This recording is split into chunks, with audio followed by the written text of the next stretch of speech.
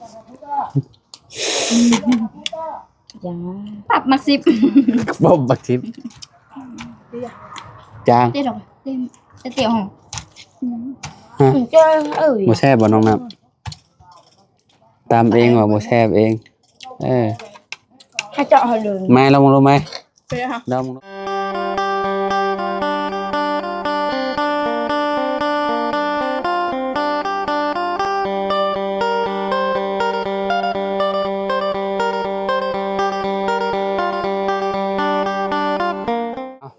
กับสบายดีและสวัสดีเนาะพ่อแม่พี่น้อง FC เบิดสุขุสุคนเนาะบอกว่าสิอยู่ในและกระต่างประเทศเด้อพี่น้องเด้อเนาะ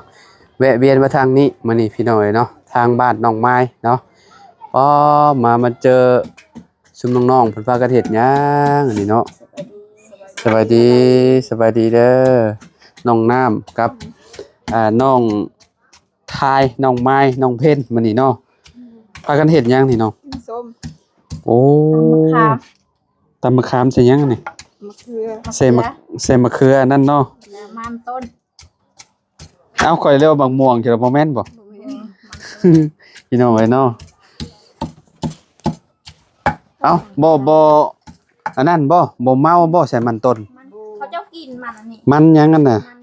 สีเหลืองมันบ่แม่นมันขาวธุรกิจสีเหลืองธุรกิจสีเหลืองน้องน้ำ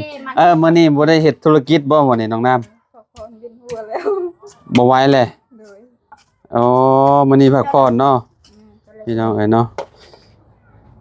โอ้พอดีแล้วสิชิมเบิ่งมันเป็นแบบใดรสชาติน่ะเกิดเดียวกันก็จะกินได้กินชิมื้อน้องน้ำเลยพี่น้องเอ้ยเนาะเราตำจักสิแซ่บแล้วสิอ๋อว่าจังใดเนาะก็สิเคยได้เนี่ยตำมันใส่อันนี้น่ะขอยบ่เคยอีหลีเด้อันนี้มันเขาเจ้ากินอยู่แล้วเขาเจ้าปลูกบ่แม่นมันเขาเจ้าขายมันบ่แม่นตังมันต้นแม่นแล้ววะแม่นมันต้นแต่มันถูกกินบ่แม่นมันถูกขายอยู่คือนั่นน่ะอันนั้นมันสับปะหลังตอนนั้นน่ะเนาะแม่นล่ะเนาะแม่นอันนี้มันเขาเจ้ากินเด้ถ้าบุกเลย ใส่มะขามพร้อมแม่นบ่มะขามแล้วก็มะเขือเนาะโอ้ครั้งแรกในชีวิตเลยนี่ได้กินแบบนี้น่ะบ่เคยอีหลีเด้พี่น้องเอ้ยเนาะแบบว่ามัน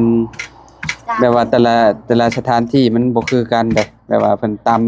ำแบบผสมหั่นน่ะเนาะก็คือเจ้าว้าวหั่นแหละเนาะเจ้าว่าบ่เคยกินตำคืออ้ายว้าวเนาะแม่นบ่ไม่กินบ่จักมื้อนะบ่าวสิตำให้กินเศร้าเลย กินเนาะน้องน้ำมื้อนี้สิมื้อน้องน้ำเด้อมื้อนี้เด้อพี่น้องเด้อเนาะน้องน้ำสิตำให้กินเลยมื้อนี้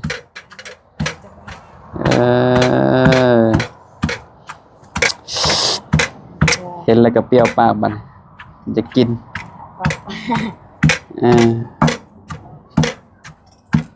ต้องตำให้มันแหลกก่อนบ่น้องน้ำไม่ใช่ไม่ใช่จุ๊บเจ้าก็เฮ็ดกินตลอดบ่หรือว่าแบบดนๆกินเท่านั้นอ๋ออันนี้แกงง่วงแล้วนี่เนาะก็โอ้นี่เนาะเนาะ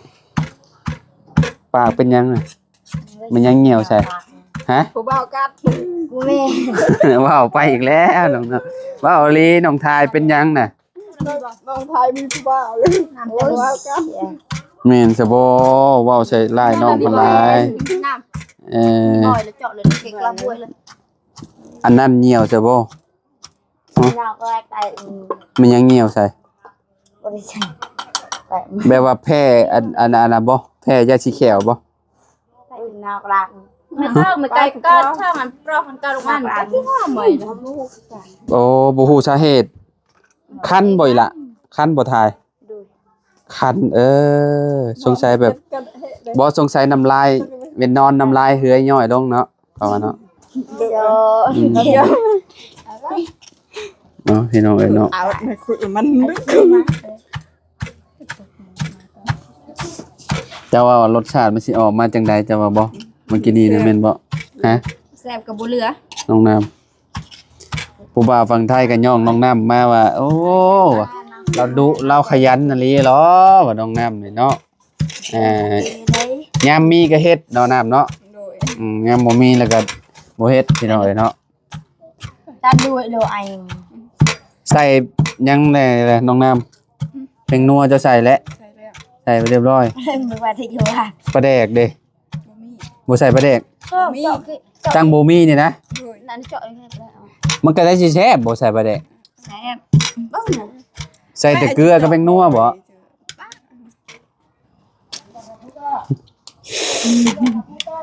ยังปรับมักสิบ บ่บักทิพย์จาง เดี๋ยวดอกเดี๋ยวห้อง ฮะ เจ้าบ่แซ่บบ่น้องน้ำตามเองว่าบ่แซ่บเองเออ ให้เจาะให้เลย มาลองดูไหม เสียค่ะ ลองดู ที่มีบอลเหรอฮะ แกะอันปะเลย มีเหรอแต่อยู่ในเดียวเอาอันนี้ ปะอยู่บ่อย เป็นได้ถ้า ไป เป็น มีเจ้าหนูเจาะเอาอัน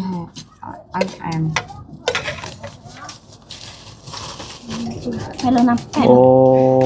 ผมหล่นเด้อ ที่ใส่บ่ มื้อยันผมหล่นบ่ บ่ อ่ะพี่น้องเอ้ยตอนนี้ก็แล้วเนาะ ตาแอมนะปลาแอมนั่นยัง เสียดายแต่บ่มีปลาแดกเพิ่นว่าเนาะ ได้นะพี่เนี่ย บ่ใส่เลยปลาแดกนี่ ไม่ต้องเป็น ไม่เนี่ยได้อย่างนี้ ใส่ก็ใส่กล้วยอ่ะ เอ้าก็จะกินตำมังกล้วยเท่านี้ก่อนนะมันบ่มีเนาะแท้เลยเนาะ แซ่บ อืมชิมมึงดูน้องทาย น้องบอกเรา ได้ แซ่บ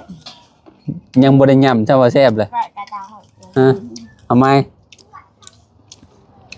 อืม แซ่บบ่ เอ่อปรับมักซิบ โดยแซ่บ เจ้าของได้ปรับอยู่บ่ คนตำบ่ปรับ พี่น้องเอ้ยเนาะ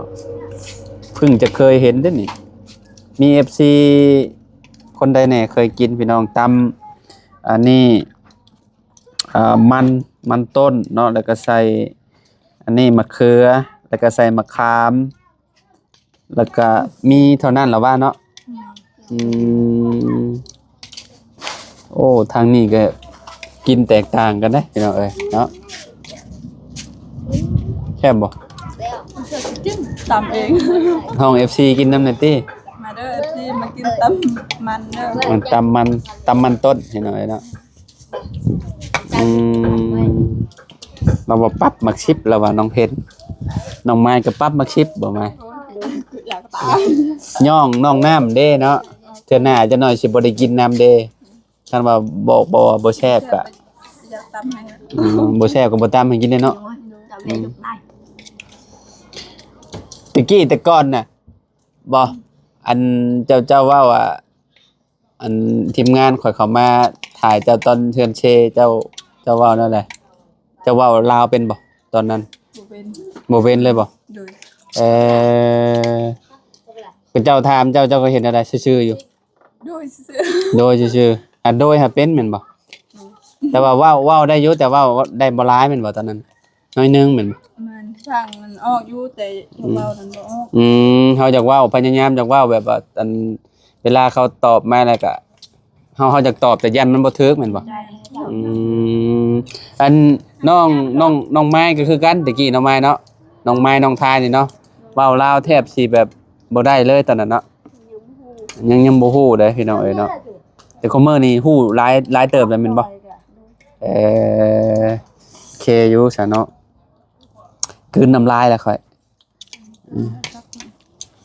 บ่ซิมบ่ ชิม เจ้ายอม เนี่ยว่า ฮะซาอดได้เนาะบ่ได้กินน้ำได้เนาะ เนี่ยว่า สิเบิดแล้วพี่น้องป้าโธ่ยังเหลือหน่อยหนึงบัดนี้เนาะค่อยอยากกินตำบักหุ่งก่อนนะก่อนมัน อยากกระตั้ม เจ้าบ่กิน บ่ จะบ่กินบักหุ่งเป็นหยังบ่ยิงคือบ่อยากกินบักหุ่งเนาะ บ่มักมันบ่แซ่บ บ่ โดย กินเหรอ น้องเพนกินบ่น้องไม้ไอ้น้องทาย มันกิน เจ้ากินคือกันเหลือแต่น้องน้ำบ่กินพี่น้อยบ่กินแบบบางคุงแล้วบ่กินแต่ได้มาแล้วว่าเนาะ กินก่อนเพื่อนบุญกินกันแล้ว แต่ว่า ตจุ่มข่อยน่ะอันมักได้สมตำมักตำมะฮงตำใส่มิตรบักทินเนี่ยว่าสุดยอดแล้วเฮาผู้หนึงแหละมักแต่ว่าคุมื้อนี่ก็แบบว่าบ่ค่อยปานใดมะฮงหลายในเฮือนน่ะ จังบังจังพี่ ต้นมันจนหักมันดก น่าจะโยน โอ้ ตาเอ็มการชักคุณเลย เอาพี่น้อยตอนนี้ก็กลับมาอีกรอบหนึงเบิดบาทนี่โอ้ยเนาะแซ่บพี่น้อยเนาะแซ่บแบบว่ามันสิออกแบบมันๆหะเด้เพราะว่ามันเป็นมันเด้พี่น้องมันออกแบบส้มๆมาเด้เนาะเพราะว่าเพิ่นสิมีมะขามมีอันนั้นใส่เนาะมะเขือใส่คือตำหน่อยแท้ บ่มีเด้ มันบ่มี บอกเบิ้ล มันนี่นะบ่มีได้มาได้ใช้ซะ มัดแล้วนิดเดียว มันเอามาแต่ใช้ซะ น้องถ่ายอยู่ น้องทายเอามาบ่ ไม่แบะ ได้มาแต่ใช้น้องทาย มาแต่ให้ มาแต่ให้จะชวนเดือดจะทาง อ๋อเอามาแต่ให้ไผคือว่าบ่ฮู้เจ้าน่ะ เขาไม่ได้เห็น น้องทายบ่ฮู้ เขาไปหาหน่อไม้มีแต่คายอยู่ เออเออ ปลาตาไปหยิบไม่ได้ไม่ได้อ่ะ อิ่มอยู่บ่ตำน่ะอิ่มอยู่บ่ อิ่มแล้วแซ่บ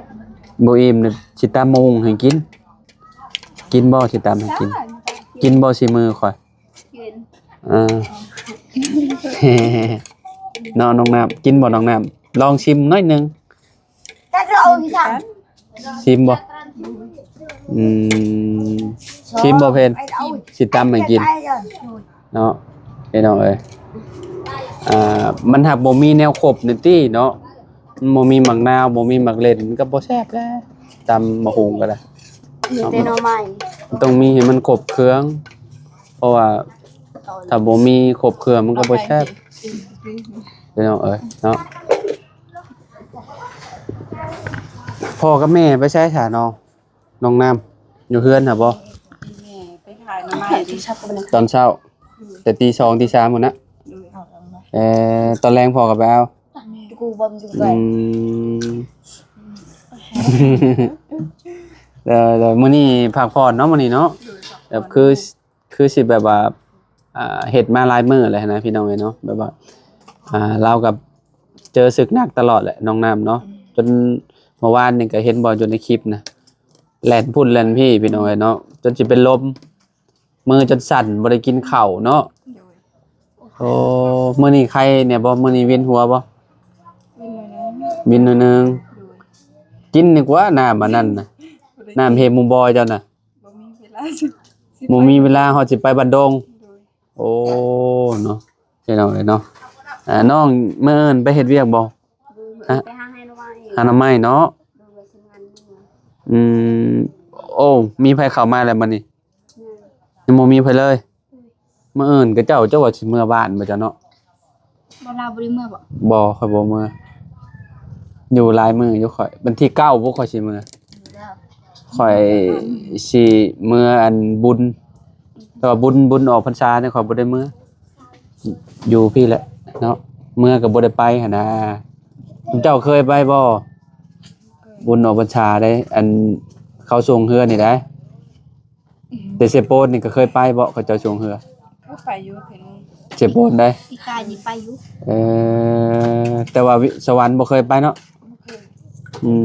ก็ม่วนอยู่เด้พี่น้องฝั่งไทยข้ามมาหลายพี่น้องเอ้ยเนาะแต่ว่าก็เจ้ามาเบิ่งแข่งเรือแข่งหยังหั่นน่ะเนาะอยู่ในแม่น้ำโขงเลยแบบว่ากว้างพี่น้องเอ้ยเนาะแบบว่าคนหลายนะทั่วแขวงเนาะแบบว่าทั่วเมืองทั่วอำเภอก็เจ้าสิหลั่งไหลไปพี่น้องเอ้ยเนาะไปเบิ่งแข่งเรือเนาะตอนข่อยเป็นวัยรุ่นข่อยก็ไปทุกปีนะข่อยบ่อยู่แล้วมันผัดเป็นวัยรุ่นเด้มันผัดจะไปหั่นนะ เงินต้องไป บ่ได้มีก็ไปได้น้องน้ำเอ้ย มี3 1 2เพิ่นจะไป คือจุมหาวคันมีเงินก็ไป ด้าม10ด้าม20นี่อ้ายก็ไป โอ้ยสมัยนี้ ตะกี้หั่นนะตะกี้แต่ว่าสมัยคุมื้อนี่มันบ่ได้แล้วเงินด้ามแสนก็ยังจักยากแหละออกจากบ้านนี่ก็ เดี๋ยวนี้แสนหนึ่ง30,000 ใส่ละมันก็บ่ครบ แม่นค่ารถเท่าใดอันจากเซโปนไป เอาสวรรค์ก็ได้ของมึงแสนแหละแสนปลายเนาะแสน10แสน20อะนะพี่น้องเนาะมันก็บ่มีเงินซื้อกินแล้วบาทนี่สมมุติว่าจ่ายค่ารถไปแล้วเนาะมีโอกาสก็ไปน้องน้ำ โอ้โหมีเงิน ขี่รถจักรไปแล้วแหละ โอ้ยมึงคือหัวใจ ปล่อยมาฮอดพี่4ชั่วโมง5ชั่วโมงเจ็บก้นเบิดพี่น้องเอ้ยเนาะเพื่อสิฮอดฝนสิมาอีกแล้วโอ้ยงานเข้าแล้วบัดนี้ฝนตกดีแท้ เราเนี่ย อ่า ไม่อยากเราเนี่ย ลืมรับ ไปใช่พี่น้องเอ้ยเนาะเดี๋ยวขอโตแล้วเนาะอันน่ะคันว่าสิตำก็สิคะแนนว่าสิกินก็สิตำให้กินเนาะหรือว่าบ่หิวบ่ โดย เอาอีกบ่ ไปจ้าเลยเนี่ย จ้าอยู่บ่ จ้า อืมจ้าน้องน้ำก็จ้าอยู่แล้วว่า กินอยู่ ก้อยแล้วอะเจ็บคอบ่พี่น้องเอ้ยเนาะ จ้าก็อีกเลยหมักอยู่อีกที ข้าหมูบวบน้องน้ำคือสิลายนะหมูบวบเนาะโอ้พี่น้องเอ้ยเนาะ แต่จะมาเลย ไผบัดอยู่ในหันบัดนี้น้องจะบ่เข้าไปเฮ็ดหยังบัดอยู่นะฮะ ขอหาหมกบวม เอาหมูบวบไปแกงใส่หยังน่ะแกงใส่อันน่ะบ่ใส่น้ำไม้บ่ เรียนที่ซื้อ พุ่นน่ะพี่น้องเอ้ยเนาะ โอ้ยเจ็ดบาท โอเคพี่น้องอยู่ดีมีแฮง FC เนาะขอบคุณหลายๆที่ติดตามเนาะมื้อนี้ก็เข้ามาก็ถึกจังหวะซุมเพิ่นพากันตำชุมพอดีพี่น้องเอ้ยเนาะตำอีหยังตำมันเนาะว่าไงข่อยก็สิไปลองเบิ่งก่อนเนาะอยู่บ้านข่อยมันต้นหลายอยู่เด้ จ้าเขาบูละ มันต้นอยู่เฮือนอันพอข่อยนะเราปลูกหลายอยู่มันต้นแบบนี้นะแต่ว่ามันสีขาวเด้มันก็ตำได้คือกันเนาะ ทำได้จะกินอะไรแบบมันชี แต่ว่ามันสับปะหลังนี่กินแบบว่าจากเมาเด้พี่น้องเอ้ย แม่ยักเมาเขากินลาย ถ้ากินหลายเมาเนาะ มัน อันนี้มันก็เจ้าปลูกในไห้ตะกี้ก็เจ้าก็กินมันตัวนี้แหละแทนข้าวเนาะแม่นบ่ตะกี้กินมันนั่นแหละแทนข้าวเนาะบ่มีข้าวเนาะในไห้จะปลูกบ่หลายบ่น้องน้ำใช่ยังพิษหน้าเจ้า บูจะไปเป็น สิวเต็มอยู่เนาะ โดย อื เมื่อ ม คืน สิวพี่น้องเอ้ยเนาะได้จักเดือนแหละสิวเป็นสิว จะบู ถามน้องน้ำอีกก่อนพี่น้องเอ้ยเนาะฮอดแล้วบ่2-3 เดือน เพราะว่านั้น มันมีชี แบบว่ามันสิวสร้างบ่ บุคคลอยู่ เจ้าเดียดมันบ่หรือว่าปล่อยให้มันอันสุกแล้วก็ให้มันออกเอง ปล่อยมันสุกอ๋อ ตัวตอนนี้สิหายเด้ น้ำเงิน ใกล้แล้วมันบ่หลายปานใดเนาะน้องไม้นี่หน้าธรรมชาติน้องไม้เนาะแบบแทบจะบ่ได้แต่งหยังเลยแม่นบ่ไม้ โอ้ย อ๋อบ่ได้มี น้ ใช่อีหละบ่ได้มีหยังเลยนี่เนาะแบบว่าชิวก็บ่ค่อยมีปานใดเนาะ ำน้ำคือในลึกอ่ะ น้องเพชรนี่ใช่บ่ใส่เครื่องสำอางบ่ ไม่เคยใส่ ใส่แต่พรมล้างหน้ากันหน้าเราก็บ่ชิวบ่หลายปานใดเนาะปัดน้องอันนี้ได้บัดนี่ การบูร ยังบ่เป็นสาวยังบ่มีชิวเนาะ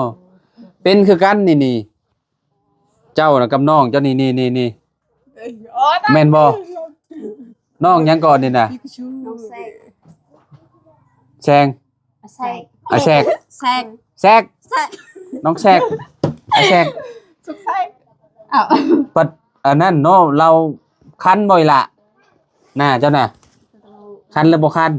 โทษตัวบุก สาลาวซ้ โอ้แล้วกันบาดนี้เนาะ